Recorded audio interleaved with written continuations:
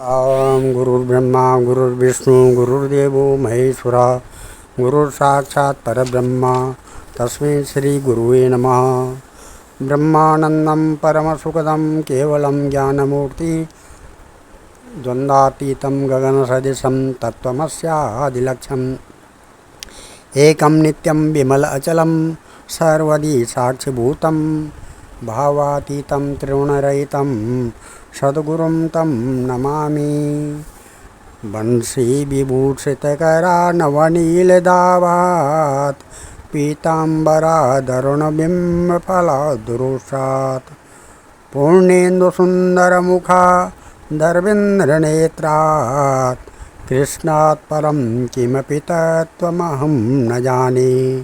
कस्तूरीतिलकं ललाटपटले वक्षस्थले कौस्तुभं नासाग्रे वरमौक्तिकं करतले वेणुकरे कङ्कणं सर्वाङ्गे हरिचन्दनं सुललितं कण्ठे च मुक्तावली गोपस्त्रीपरिवेष्टितो विजयते गोपालचूडामणिम् अस्ति स्वस्तरुणीकराग्रविगत कल्पद्रमपशूनां श्रुतं वस्तु प्रस्तुत वेणुनादलहरी निर्वाणनिर्व्याकुलं त्रस्त निबध्वनि विविलसत् गोपीसहस्रावृतं हस्तन्यास्तन तापवर्ग अखिलोदरं किशोराकृतिम् कृष्णं नारायणं वन्दे कृष्णं वन्दे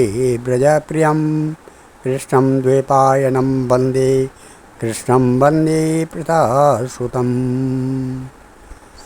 भगवान नारायण जी के चरण कमलों में, श्री कृष्ण भगवान के चरण कमलों में नतमस्तक होकर के हम ये श्रीमद् भागवत महापुराण के महात्म्य श्लोक और अर्थ सहित पढ़ रहे हैं। भगवान के चरणों में बार बार प्रणाम है। ये श्रीमद् भागवत महात्म्य का पहला अध्याय है, जो इस प्रकार है। सच्चिदानंद रूपाय विश्वोत्पत्ति हेतुवे पत्यादि हेतुवे तापत्रय विनाशाय श्रीकृष्णाय वयं नुमः। यं प्रव्रजन्तमनुपेतमुपेतकृतं द्वैपायनो विरह कातर आजुहाव पुत्रेति तन्मयतया तरवो विनेतुं तं सर्वभूतहृदयं मुनिमानतोऽस्मि। नैमिषेषुतमासीनम् अविवाद्य महामतिं कथामृतरसास्वादः कुशलं शौनको अब्रवीत। शौनको वाच अज्ञानध्वान्तविध्वंस कोटिसूर्यसमप्रभा श्रोताख्यायिकमः कथासारं मम कर्णरसायनं। भक्तिज्ञानविरागातो विवेको वर्धते महान् मायामोहनिरासस्य वैष्णवे क्रियते कथं। ये घोरे कलोव्याय प्रायो जीवास्तु चरुतां गता क्लेशाक्रान्तसक्तस्यैव शोधने किं परायणं। श्रेयसं यत् भविश्रेयं पावनानां च पावनं कृष्णप्राप्तिकरं शाश्वतसाधनं तद्वदाधुना। चिन्तामणि लोकसुखं सुरद्रुः स्वर्गसम्पदं प्रयच्छति गुरुप्रीतो वैकुण्ठं योगिदुर्लभं। श्रुतवाच प्रीतशौनको प्रीचित्येति हितो वाच्मि विचारि च सर्वसिद्धान्तनिष्पन्नं संसारभयनाशनं। भक्तो गोवर्धनं यच्चत् कृष्णसन्तोषहेतुकं तदहं तेभिः दास्यामि सावधानतया शृणु। कालव्यालमुखाग्रासा त्रासा निर्णावहेते श्रीमद्भागवतं शास्त्रं कुलोकीरेण विभाषितम्। एतस्दापरं किञ्चित् मनोशुद्धे च विद्यते जन्मान्तरे भुवत्पुण्यं सदा भागवतं लभेत। परीक्षते कथं वक्तुं सभायां संस्थिते सुखे सुधापुष्टं कृते सेवा देवस्ता समागमन्। सुखं नत्वा वदन् सर्वे स्वकार्यं कुशलासुरा कथासुधां प्रयच्छत्सु गृहत्वेव सुधामिमाम्। एवं विनमये जातं सुधा राज्ञा प्रवीततां प्रपाश्याम वयं सर्वे श्रीमद्भागवतामृतं क्व सुधा क्व कुथालोके क्व काचा क्व मणि महान् ब्रह्मरातो विचारेयं तदा देवाञ्जः सह अभक्तास्तास्य विज्ञाय न ददो न कथामृतं श्रीमद्भागवती वार्ता सुराणाम् अपि दुर्लभा राजो मोक्षं तथा वृक्षं पुरा धातापि विस्मृता सत्यलोके तुलां बद्ध्वात् लयत् साधन न्याद्मुजा लघुन्यान्यानि जातानि गौरवेण इदं महत् तदा ऋषिगणा सर्वे विस्मयं परमं जयुः मेनिरे भगवद्रूपं शास्त्रं भागवतं कुलो पठनात् श्रवणात् सद्यो वैकुण्ठफलदायकं सप्ताहेन श्रुतं चैव सर्वथा मुक्तिदायकं शनकादे पुरा प्रोक्तं नारदाय दयापरे यद्यपि ब्रह्मसम्बन्धा श्रुतम् एतत् सुरारिणं सप्ताहस्य श्रवणाविधि कुमारेस्तस्य भाषितः शौनकोवाच लोकविग्रहमुक्तस्य नारदस्य स्थिरस्य च विनश्वे कुतः प्रीति संयोग कुत्र ते सह श्रुतवाच अन्नं ते कीर्तयिष्यामि भक्तियुक्तं कथानकं सुखेन मम यत् प्रोक्तं रहस्यं विचार्य च एकदा हि विशालायां चत्वारः ऋषयो मला सत्सङ्गार्थसमायाता ददृशुस्तत्र नारदं कुमारवचु कथं ब्रह्मान् दीनमुख कुतश्चिन्ता परो भवान् त्वरितं गायति कुत्र कुतश्चागमनं तव इदानीं शून्यचित्तोऽसि गतवित्तो यथा जना तवेदं मुक्तसङ्गस्य नोचदं वदकारणं नारद उवाच अहं तु पृथ्वी यातो ज्ञात्वा सर्वोत्तमामिति पुष्करं च प्रयागं च काशी गोदावरीं तथा हरिक्षेत्रं कुरुक्षेत्रं श्रीरङ्गं सेतुबन्धनम् एवमादिषु तीर्थेषु ब्रह्मणमाण इतस्ततः न पश्यं कुत्सित् चर्म मनस्तोष कारकं कलित नाम धर्ममित्रेण धरेयं वदिताधुना सत्यनाशी तपशोचं दयादानं न विद्यते उदारिम्णो जीवा वा वराका कुटभाषिण मंदा समंदा मतयो मंदभाग्या द्रुता पाखंड निरता संतो विरक्ता समपा सपरिग्रह तरुणी प्रवता गेहे श्यालको बुद्धिदायक कन्या विक्रयण लोभा दंपतीनां च कल्कनाम् आश्रमा वचने रुद्रातीर्थानि सरितस्तथा देवता यतस्नात्र दुष्टे नष्टानि भूरिदा न योगी नैव सिद्धो वा न ज्ञानी सत्क्रियो नर कालिदावानले नाद्य साधनं भस्मतां गतम् अद्रिशूलं जनपदा शिवशूला दुजातया कामिन्या केशशूलन्य सम्भवन्ति कलाभ्यः एवं पठन् कलेर्दोषान् पर्यटन् वनीमहं यामुनं तटमापन्नो तत्र लीला हरेर्भूत् तथा आश्चर्यं मया दृष्टं श्रूयतां तन्मुनीश्वरा एका तु तरुणी तत्र निषण्णाखिनमानसा वृद्धो तो पतितो पार्श्वनि स्रवन्तावचेतन सुसन्ति प्रबोधन्ति रुदति च तयो पुरः दश दिक्षु निरीक्षन्ति रक्षितारं नियं वपु विद्यमानं शतस्त्रीभिर्बोध्यमानां मुहुर्मुहुर्दृष्ट्वा दूरा गतासोऽहं कौतुकेन तदनिकं मां दृष्टं च उत्थिता बाला विह्वला च अब्रवीत् व्रता। अब ये हम श्रीमद् भागवत महात्म्य का पहला अध्याय शुरू करने जा रहे हैं, जिसमें अर्थ सच्चिदानंद रूप भगवान श्री कृष्ण हम नमस्कार करते हैं, जो जगत की उत्पत्ति स्थिति और विनाश हेतु तथा आध्यात्मिक आदिदैविक और आदि भौतिक तीर्थों तीनों प्रकार के तापों का नाश करने वाले हैं। जिस समय श्री सुखदेव जी का यज्ञोपवीत संस्कार भी नहीं हुआ था तथा लौकिक वैदिक कर्मों के अनुष्ठान का अवसर भी नहीं आया था, तभी उन्हें अकेला ही संन्यास लेने के लिए घर से जाते देखकर उनके पिता व्यास जी विरह कातर होकर पुकारने लगे, बेटा बेटा तुम कहाँ जा रहे हो। उस समय भिक्षुओं ने तन्मय होने के कारण श्री सुखदेव जी की ओर से उत्तर दिया था, ऐसे सर्वभूत हृदय स्वरूप श्री सुखदेव मुनि को मैं नमस्कार करता हूँ। एक बार भगवत कथामृत रसास्वादन करने में कुशल मुनिवर शौनक जी नैमिषारण्य के क्षेत्र में विराजमान महामति सुत जी को नमस्कार करके उनसे पूछने लगे। शौनक जी बोले, सुत जी आपका ज्ञान अज्ञान कार्य को नष्ट करने नष्ट करने के लिए करोड़ों सूर्यों के समान है। आप हमारे कानों के लिए रसायन अमृत रूप सार गर्भित कथा कहिए। भक्ति ज्ञान और वैराग्य से प्राप्त होने वाले महान विवेक की बुद्धि किस प्रकार होती है तथा वैराग्य लोग किस तरह इस माया मोह से अपना पीछा छुड़ाते हैं।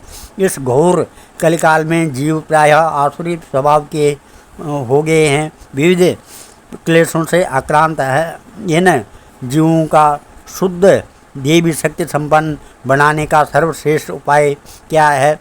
सुजी कहते हैं, आप हमें कोई ऐसा शाश्वत साधन बताइए जो सबसे अधिक कल्याणकारी तथा पवित्र करने वालों में भी पवित्र हो तथा जो भगवान श्री कृष्ण की प्राप्ति करा दे। चिंतामणि केवल लौकिक सुख दे सकती है और कल्प वृक्ष अधिक से अधिक स्वर्गीय संपत्ति दे सकता है, परंतु गुरुदेव प्रसन्न होकर भगवान का योगी दुर्लभ नित्य वैकुंठ धाम देते हैं। सूर्य ने कहा, सोनक जी, तुम्हारे हृदय में भगवान का प्रेम और इसलिए मैं विचार कर तुम्हें संपूर्ण सिद्धांतों का निष्कर्ष सुनाता हूँ, जो जन्म मृत्यु के भय का नाश कर देता है, जो भक्ति के प्रभाव को बढ़ाता है और भगवान श्री कृष्ण की प्रसन्नता का प्रधान कारण है। मैं तुम्हें वह साधन बतलाता हूँ, उसे सावधान होकर सुनो। श्री सुखदेव जी ने कलयुग में जीवों के काल रूपी सर्प के मुख का ग्रास होने के त्रास का अत्यधिक नाश करने के लिए श्रीमद् भागवत शास्त्र का प्रवचन किया है। मन की शुद्धि के लिए इससे बढ़कर कोई साधन नहीं है। जब मनुष्य के जन्म जन्मांतर का पूर्ण उदय होता है तभी उसे इस भागवत शास्त्र की प्राप्ति होती है। जब सुखदेव जी राजा परीक्षित को यह कथा सुनाने के लिए सभा में विराजमान हुए तब देवता लोग उनके पास अमृत का कलश लेकर आए। देवता अपना काम बनाने में बड़े कुशल होते हैं, अतः यहाँ भी वो सबने सुखदेव जी मुनि को नमस्कार करके कहा, आप यह अमृत लेकर बदले में हमें कथा अमृत का दान दीजिए। इस प्रकार परस्पर विनिमय अदला बदली हो जाने पर राजा परीक्षित अमृत का पान करें और हम सब श्रीमद् भागवत रूप अमृत का पान करेंगे। इस संसार में कहाँ कांच और कहाँ महामूल्य मणि तथा कहाँ सुधा और कहाँ कथा। श्री सुखदेव जी ने यह सोचकर उस समय देवताओं की हंसी उड़ा दी। उन्हें भक्ति शून्य कथा का अनाधिकारी जानकर कथा अमृत का दान नहीं किया। इस प्रकार यह श्रीमद् भागवत की कथा देवताओं को भी दुर्लभ है। पूर्व काल में श्रीमद् भागवत के श्रवण से ही राजा परीक्षित की मुक्ति देखकर ब्रह्मा जी को भी बड़ा आश्चर्य हुआ था। उन्होंने सत्यलोक में तराजू बांधकर सब साधनों को तोला। अन्य सभी साधन तौल में हल्के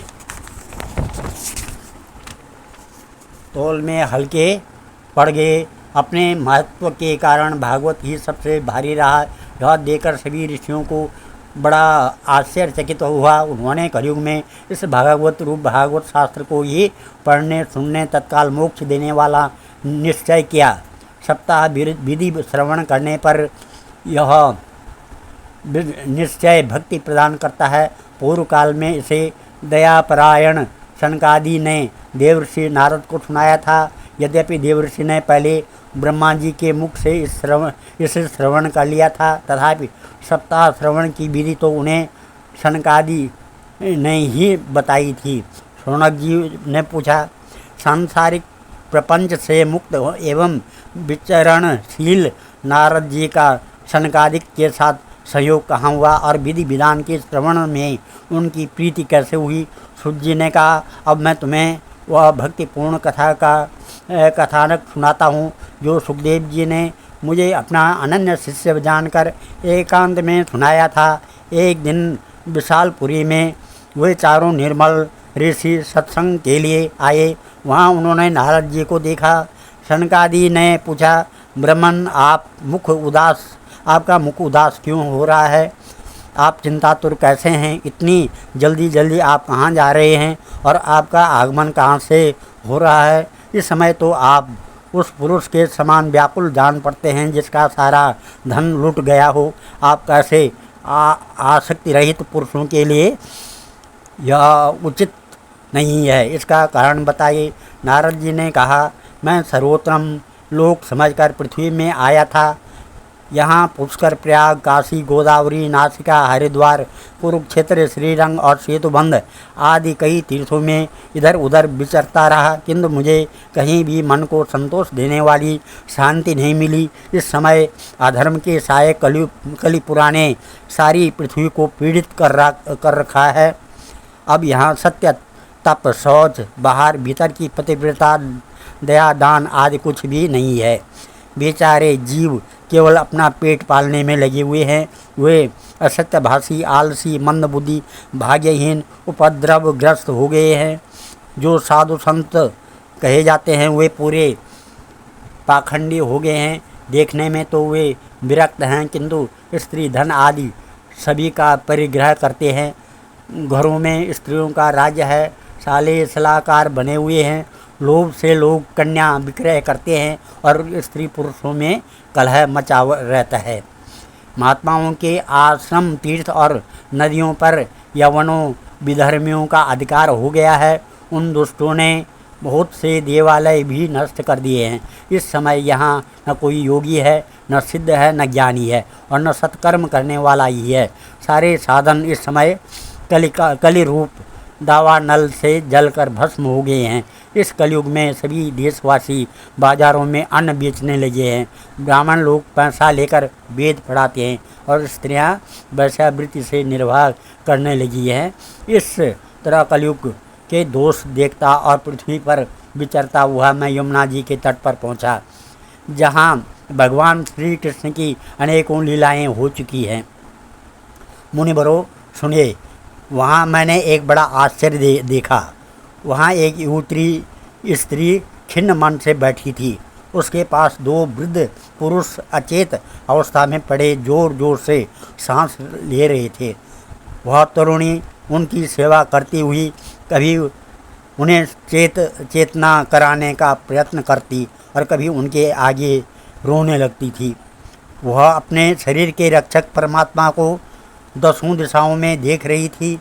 उसके चारों ओर सैकड़ों स्त्रियां उसे पंखा झल रही थी और बार बार समझाती जाती थी कि दूसरे यह सब चरित्र देखकर मैं कौतूहलवश उसके पास चला गया और मुझे देखकर वह युवती खड़ी हो गई और बड़ी व्याकुल होकर कहने लगी, बालो वाचा भो भो साधो क्षणं तिष्ठ मच्चिंतामपि नाशया दर्शनं तव लोकस्य सर्वतागहरं परं बहुधा तव वाक्येन दुख शांतिर्भविष्यति यदा भाग्यं भवेत् भूरि भवतो दर्शनं तदा।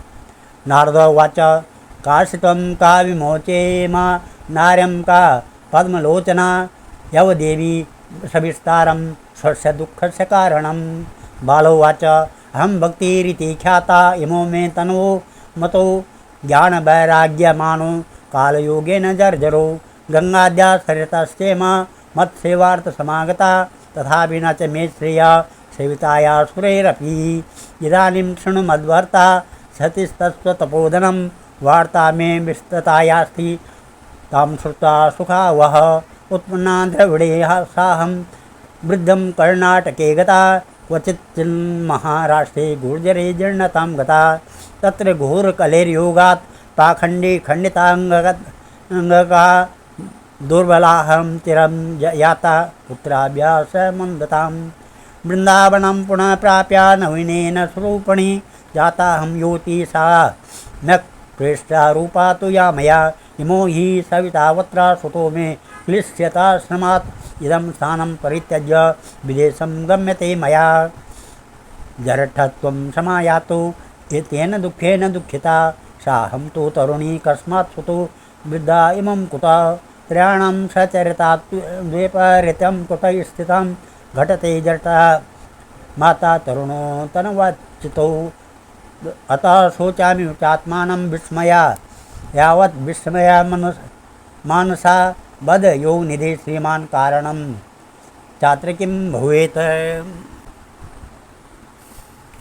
युवती ने कहा, अजय महात्मा जी क्षण भर ठहर जाइए और मेरी चिंता को भी नष्ट कर दीजिए। आपका दर्शन तो संसार के सभी पापों को सर्वथा नष्ट करने वाला है।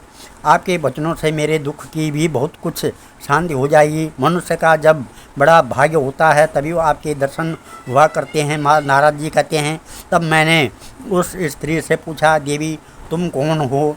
ये दोनों पुरुष तुम्हारे क्या होते हैं और तुम्हारे पास से कमल नयनी देवियाँ कौन हैं? तुम क्यों विस्तार से अपने दुख का कारण बताओ। युवती ने कहा, मेरा नाम भक्ति है। ये ज्ञान और वैराग्य नामक मेरे पुत्र हैं। समय के फेर से ही ये ऐसे जर्जर हो गए हैं। ये देवियाँ गंगा जी आदि नदियाँ हैं। ये सब मेरी सेवा करने के लिए ही आई है। इस प्रकार साक्षात देवियों के द्वारा सेवित होने पर भी मुझे सुख शांति नहीं है। तो वो धन अब ध्यान देकर मेरा वृत्तांत सुने। मेरी कथा वैसे तो प्रसिद्ध है, फिर भी उसे सुनकर आप मुझे शांति प्रदान करें। मैं द्रविड़ देश में उत्पन्न हुई, कर्नाटक में बढ़ी, कहीं कहीं महाराष्ट्र में सम्मानित हुई, किंतु गुजरात में मुझको बुढ़ापे ने आ घेरा। वहाँ घोर कलयुग के प्रभाव से पाखंडियों ने मुझे अंग भंग कर दिया।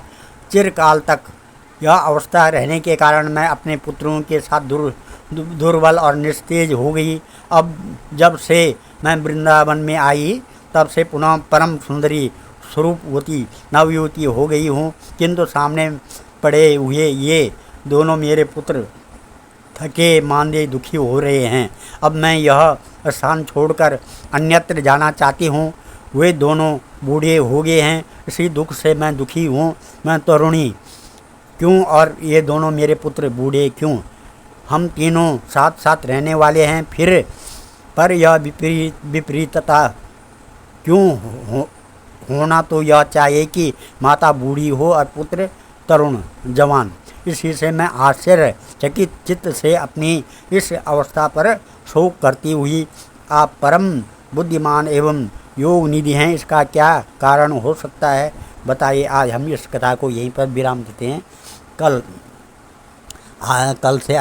आगे की कथा पढ़ेंगे। ओम नमः। मंगलम भगवान विष्णु मंगलम गरुड़ध्वजा मंगलम पुंडरीकाक्ष मंगलाय तनो हरि। ओम नमः। मंगलम भगवान शंभु मंगलम वृषभध्वजा मंगलम पार्वतीनाथ मंगलाय शिव शंकरा। करारविंदेन पदारविंदम मुखारविंदेन विनवेश्रयन्तं बटस्य पत्रस्य पुटे शयानं बालं मुकुन्दं मनसा स्मरामि। ओम नमः नारायणाय नमः। ओम सर्वे भवन्तु सुखिनः, सर्वे सन्तु निरामया, सर्वे भद्राणि पश्यन्तु, मा कश्चित् दुःखभाग् भवेत्। धन्यवाद।